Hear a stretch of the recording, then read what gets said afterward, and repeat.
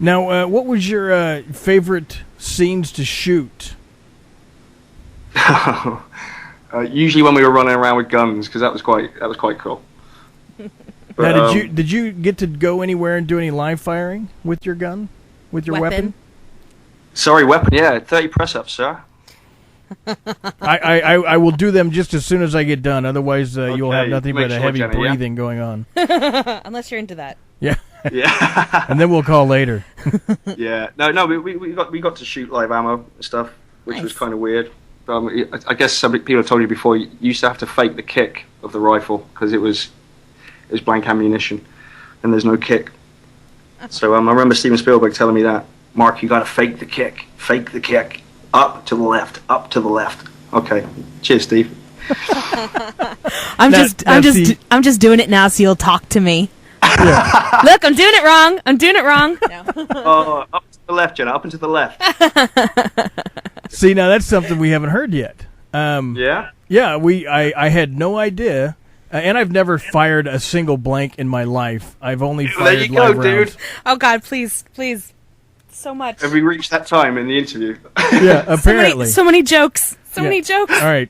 Back out of the gutter, darling. There you go, sir. So, yeah, I couldn't imagine trying to fake a recoil from a 30-06. That seems weird. Yeah, well, you kind of get used to it. I don't know. It becomes natural. I mean, you know when you're not doing it. You know. Nice. But yeah, it's good. It's good to play with live ammunition anyway. That's always a bonus. Well, absolutely. Now, have you seen the entire series? Have you watched the entire Band of Brothers? Not for a long time, no. I did originally. But when it came out, I didn't watch it for some strange reason. I don't know. It was sort of, you kind of too wrapped up in it. But then I actually sat myself down and said, Mark, you got to watch this thing, all of it. And I was just blown away, really, blown away. Did you think when you were making it that it was going to be as big as it was, or did you just think it's another World War II thing? I mean, I thought it was going to be big. I mean, I knew it was going to be big because HBO are fantastic. I mean, they really are fantastic. And I just thought it couldn't fail because there was so much love put into it and so much from Tom Hanks and Stephen and Tony Toh, the producers, down to whoever, to the craft service. Everybody really cared about the production, and so I hoped that it would be big. But to still be talking about it 10, 11 years later is not nuts. It's fantastic, but I never thought I would be. Now, did you after doing Band of Brothers or during the shoot, did the shooting change your perception of World War II at all, or did you already pretty much know? I mean, I don't know what your level of thought on World War II was. My grandfather was actually based in Italy during the Second World War, not far from where I am now, and he actually died 50 years after the war, but he died on June the 6th, which was D-Day. He died when he was 90 years old. So the war is, I've always known about it, and where the guys in Band of Brothers were based in England, in Oldbourne, was about 10 miles from where I grew up. So I kind of knew that there were soldiers there. I used to hear stories from my grandparents about the US guys coming into the town and drinking up the town and fighting with the local guys and all that sort of stuff. So I was well versed on that. But to get an inside track, the Matteo story wasn't new to you guys. No, of course you guys. You come over here, you drink all our beer and beat up the local guys. No, it's good. But to get the inside track and to be lucky enough to play somebody who really gave something that is above all, to do that, I'm a very lucky guy. Yeah, and see, I have the exact opposite experience. Well, not an opposite experience, but during World War II, the town that I was born in and I grew up in until about third grade housed a German concentration camp. No way. Yeah, Concordia, Kansas had a German concentration camp in it, and when I was a little kid, there were all these these turrets, guardhouses along the road to my house out in the middle of the country, And that must be kind of freaky in the middle of Kansas, no? Yeah, it literally was, and I didn't have any idea what it was about. And my dad just said it was an internment camp, and he didn't say for who. He just said he used to go out and watch baseball games there as a kid.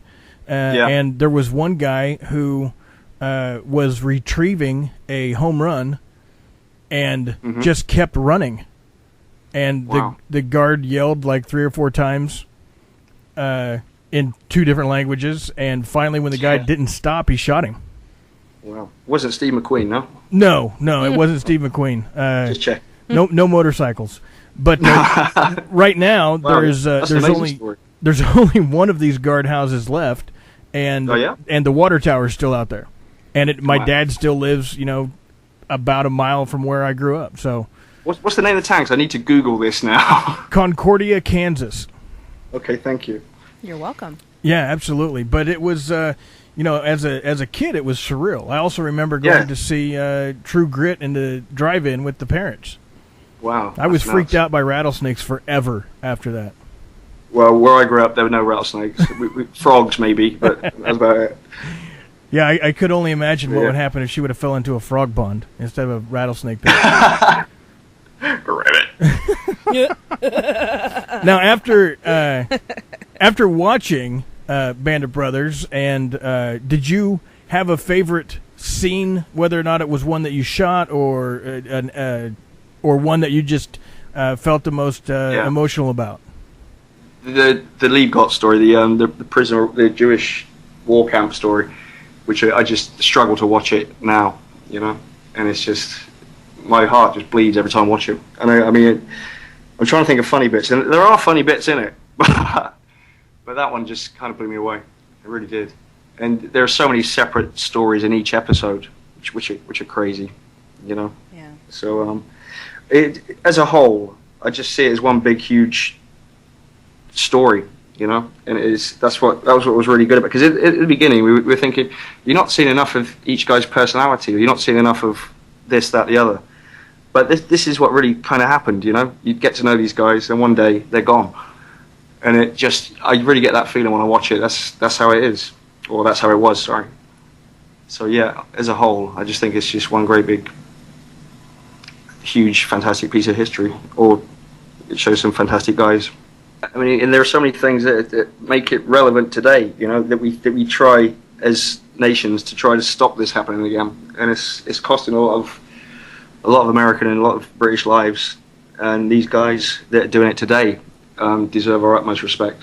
They're the real Band of Brothers again.